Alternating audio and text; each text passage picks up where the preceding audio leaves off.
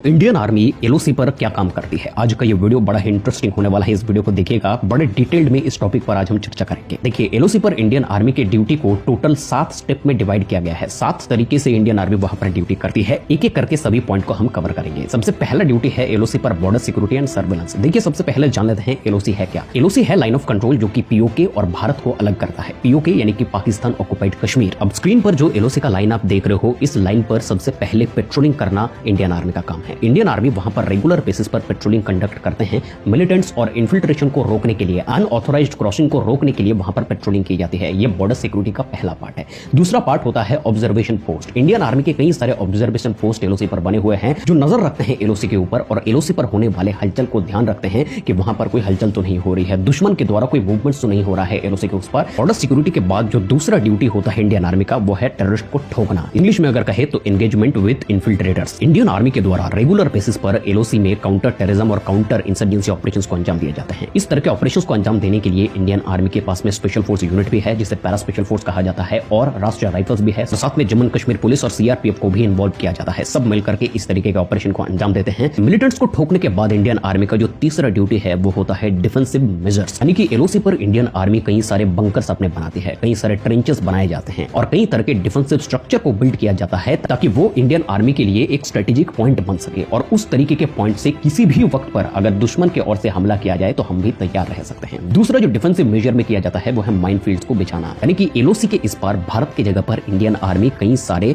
Land mine भी बिछा करके रखते हैं ताकि अगर कोई भी मिलिटेंट एलओसी पार करके इधर आए और उसका पैर किसी माइंस पर पड़े तो वो वहीं पर खत्म हो जाए और जो ब्लास्ट होगा उससे इंडियन आर्मी को ये पता चलेगा कि वहां पर कुछ हलचल हुआ है। लेकिन मैं आपको बता दूं, एलओसी के हर चप्पे चप्पे पर ये माइंस बिछाना पॉसिबल नहीं होता है क्योंकि वहां का टेरेन वैसा है। नेक्स्ट एलओसी पर जो इंडियन आर्मी का ड्यूटी होता है वह है मॉनिटरिंग और इंटेलिजेंस को गैदर करना। देखिए, मॉनिटरिंग कई तरीके से होता है। एक तो पेट्रोलिंग करके होता है, दूसरी तरफ हमारी टेक्नोलॉजीज को इस्तेमाल किया जाता है, जैसे कि ड्रोन्स का इस्तेमाल किया जाता है, थर्मल इमेजेस का इस्तेमाल किया जाता है, डिटेक्टर्स को इस्तेमाल किया जाता है, राडार को इस्तेमाल किया जाता है। इन सभी टेक्नोलॉजीज को इस्तेमाल करके हम ये पता लगाते हैं कि एलओसी पर कोई मूवमेंट तो नहीं हो रहा, दुश्मन कहीं एलओसी को पार तो नहीं कर रहा, दुश्मन के फाइटर प्लेन्स एलओसी पार तो नहीं कर रहे हैं। तो इस तरीके की चीजों को टेक्नोलॉजी के माध्यम से ही डिटेक्ट किया जाता है। और एलओसी के आसपास के इलाके पर इंटेलिजेंस गैदर करना भी इंडियन आर्मी का काम है। अब ये इंटेलिजेंस कई तरीके से गैदर किए जा सकते हैं। सबसे पहली चीज, जो ऑफिसर्स, जो सोल्जर्स इंटेलिजेंस गैदर करने के लिए जाते हैं, सबसे पहले वो सिविल ड्रेस में होते हैं। ये कई बार स्पेशल फोर्सेस के पर्सनल्स भी होते हैं जो जाकर के इंटेलिजेंस गैदर करते हैं। कई सारे लोकल सिविलियन से बात करते हैं कि कहीं कोई मिलिटेंट्स आकर के गांव में छुपा तो नहीं है।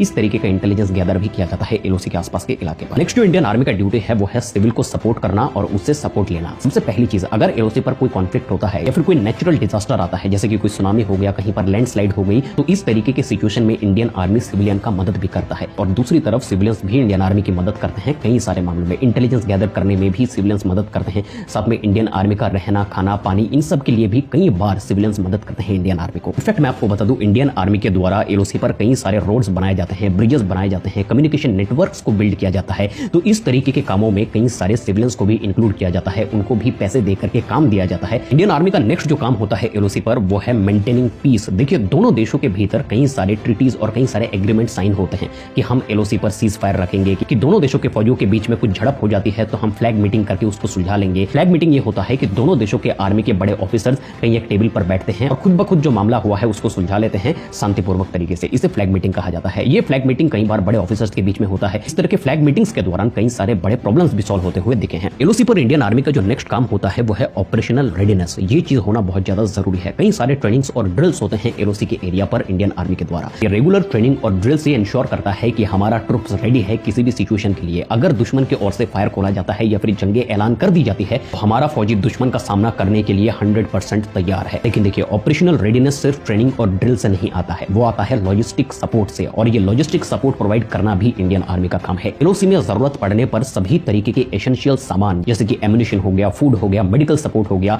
ये सभी चीजें ऑन पॉइंट, ऑन टाइम पर पहुंचनी चाहिए। ये लॉजिस्टिक सपोर्ट भी प्रोवाइड होना जरूरी है। ये इंश्योर करता है इंडियन आर्मी। तो देखा आपने, हम सोचते हैं कि एलओसी पर इंडियन आर्मी का ड्यूटी एक ही जगह पर होता है, सिर्फ बॉर्डर को प्रोटेक्ट करना, लेकिन ऐसा नहीं है। बॉर्डर को प्रोटेक्ट करने के साथ साथ में टेररिस्ट को भी ठोकना पड़ता है। टेररिस्ट को ठोकने के साथ साथ में खुद भी रेडी रहना पड़ता है। खुद रेडी होने के साथ साथ में इक्विपमेंट्स के ऊपर भी काम करना पड़ता है। इक्विपमेंट्स के ऊपर काम करने के साथ में टेक्नोलॉजी के ऊपर भी काम करना पड़ता है। इन सब सभी चीजों के ऊपर काम करने के बाद, इतने सारे बलिदान देने के बाद हम अपना बॉर्डर को सुरक्षित कर पाते हैं। और हमें उन बॉर्डर्स पर खड़े रहने वाले सभी इंडियन आर्मी के पर्सनल्स को, सभी सीआरपीएफ के पर्सनल्स को, सभी बीएसएफ के पर्सनल्स को और सभी पुलिस पर्सनल्स को दिल से सैल्यूट करना चाहिए। आप क्या सोचते हो इसके बारे में वो कमेंट बॉक्स में जरूर लिखो।